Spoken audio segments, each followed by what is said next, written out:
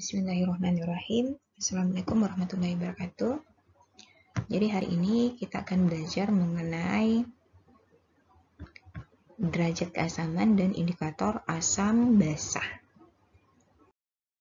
Dari derajat keasaman. Jadi seorang ahli kimia bernama Sorensen ini mengungkapkan pH atau pangkat ion hidronium itu sebagai fungsi logaritma dan konsentrasi ion H+. Jadi H+ itu konsentrasinya sangat kecil, sehingga untuk menghitung jumlah H+ itu kita gunakan fungsi logaritma. Misalnya saja di dalam kehidupan sehari-hari yaitu HCl. HCl merupakan asam lambung.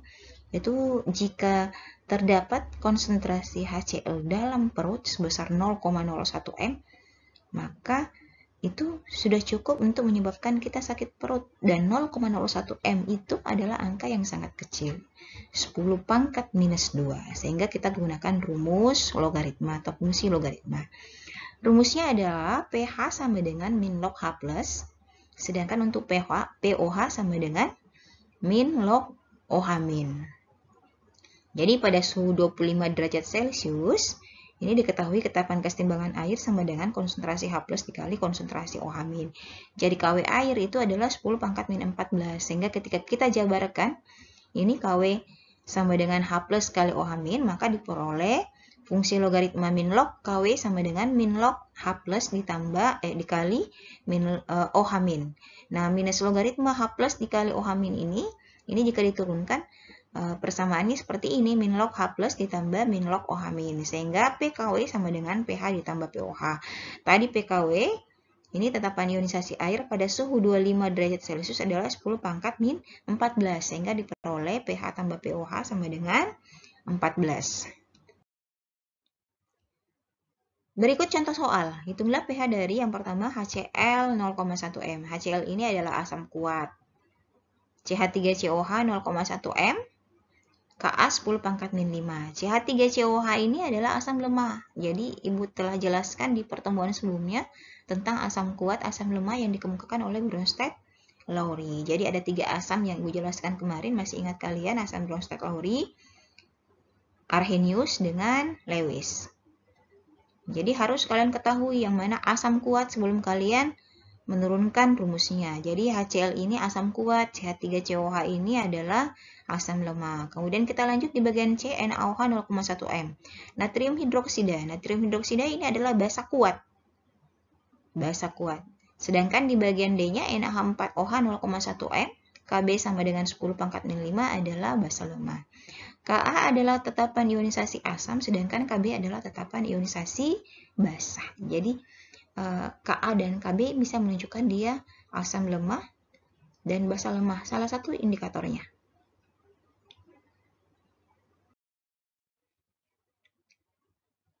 Kita lihat penyelesaian untuk bagian A, HCl 0,1 m. Tadi dia asam kuat, jadi kita ionisasikan dulu. HCl terurai dalam air menjadi H+ tambah Cl-. Larutan, wujud larutan, aqueous. Jadi karena konsentrasi HCl diketahui 0,1 m, maka dia ekuivalen dengan H+ 0,1 m. Jadi koefisiennya masing-masing 1, sehingga sama 0,1 m, 0,1 m. Kalau seandainya di sini 2, maka konsentrasi H+ ini dikali 2, 0,1 kali 2. Jadi perbandingan koefisien. Perbandingan koefisien sama dengan perbandingan mol atau perbandingan konsentrasi. Sehingga didapat konsentrasi H+ sama dengan 0,1 m atau 10 pangkat min 1. Jadi pH tadi rumusnya min log H+, konsentrasi H+, sehingga min log 10 pangkat min 1 itu sama dengan 1. Jadi silahkan turunkan pangkatnya. Kemudian bagian B, CH3COH, asam cuka, asam asetat 0,1 m dengan tetapan ionisasi 10 pangkat min 5. CH3COH ini basa lemah. Rumusnya basa lemah sama dengan konsentrasi H+ sama dengan akar Ka kali M. Jadi silahkan langsung masukkan konsentrasinya 0,1, tetapan ionisasinya 10 pangkat min 5. Ini 10 pangkat 5 dikali 10 pangkat min 1. Nah, ini pangkatnya ditambah, min 5 tambah min 1 sama dengan min 6. Kalau diakarkan berarti pangkat dibagi 2, sama dengan 10 pangkat min 3. Sehingga pH sama dengan min log H+, min log 10 pangkat min 3, hasilnya sama dengan 3. Lanjut di bagian C. Bagian C NaOH 0,1 M. Nah, tadi ini adalah basa kuat. Kita ionisasikan lagi kalau dia basah. Nah, menjadi Na plus ditambah OH-, ion hidronium dalam larutan. Lagi-lagi konsentrasi OH- ini satu koefisiennya, berarti sama dengan konsentrasinya NaOH 0,1 M dikali 0,1 M. Sehingga diperoleh konsentrasi OH- sama dengan 10 pangkat min 1. Berarti pOH-nya sama dengan 1. Jadi ingat ya, kalau tadi di asam kita mencari H plusnya. Kalau di basa kita cari OH-nya. Di asam langsung dapat pH sama dengan min log H plus. Sedangkan di basa ini OH-. Yang pertama kita lakukan adalah mencari pOH-nya dulu. Nah, pOH-nya sama dengan 1, baru kemudian pH menggunakan rumus pH tambah pOH sama dengan 14. Sehingga pH sama dengan 14 kurang 1 sama dengan 13. Kita masuk ke contoh soal yang keempat. Ini Na4OH, amonium hidroksida. 0,1 M dengan Kb 10 pangkat min 5. Jadi dia basa lemah. Basa lemah kita gunakan rumus akar Kb kali M. Masukkan lagi nilainya Kb 10 pangkat min 5, nilainya konsentrasi 0,1. Ini 10 pangkat min 6, pangkat ditambah min 5 tambah min 1, hasilnya min 6. Diakarkan, pangkat dibagi 2, sama dengan 10 pangkat min 3. Ini sama karena OH di atas, konsentrasi OH- berarti pOH. Yang pertama dahulu kita cari. pOH sama dengan min log 10 pangkat min 3. Hasilnya sama dengan 3. pH sama dengan 14 dikurang 3 sama dengan 11. Jadi derajat keasaman itu berkisar dari angka di atas 0 sampai dengan 14. Ini tengah-tengah 7, ini netral.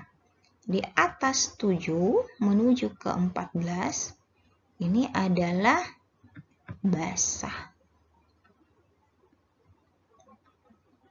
Basah. Di bawah 7 menuju angka 1. Menuju angka 1 ya. Nah, ini adalah asam. Jadi makin dekat angka 14, itu basanya makin kuat, dan makin dekat angka 1, ini angka 1, maka asamnya makin kuat. Kita lanjut lagi di indikator asam basah. Jadi indikator asam basah ini digunakan untuk menentukan apa zat itu bersifat asam atau bersifat basah. Berdasarkan hasil eksperimen, ini diperoleh indikator asam basah. Ada metil jingga, MO, metil orange, metil merah, lakmus, BTB atau brom timol biru, dan fenolftalein atau PP. Kita lihat trayek perubahan warnanya. Metil jingga akan berubah dari merah ke kuning. Ini trayek pH-nya 3,1 sampai dengan 4,4. Metil merah, ini juga merah ke kuning, trayek pH 4,4 sampai 6,2. Lakmus itu terbagi dua, ada lakmus merah dan ada lakmus biru. Ketika dia menunjukkan asam, suasana asam, maka dia akan berwarna merah. Suasana basah dia akan berwarna biru. Trayek pH-nya 4,5 sampai 8,3. BTB dari kuning ke biru, trayek pH-nya 6,0 sampai dengan 7,6. Dan PP tidak berwarna ke ungu. Trayek pH-nya 8,3 sampai dengan 10,0. Contoh dari indikator, nah ini yang pertama kita lihat, suatu larutan akan memberikan warna kuning. Ini warna kuning dengan indikator metil jingga dengan metil merah. Kemudian warna biru dengan indikator BTB dan tidak berwarna untuk PP. Kita lihat untuk metil jingga, tadi dia berwarna kuning. Metil jingga berwarna kuning. Kita lihat metil jingga warnanya merah ke kuning. Berarti trayek pH-nya sekitar 4,4 karena dia warnanya kuning. Ini 4,4.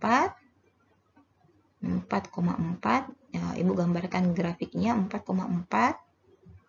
Nah, 4,4 ini ke atas.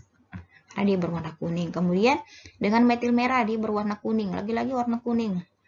Berarti dia berada di kisaran 6,2. Kita gambarkan seolah-olah di sini angka 6,2.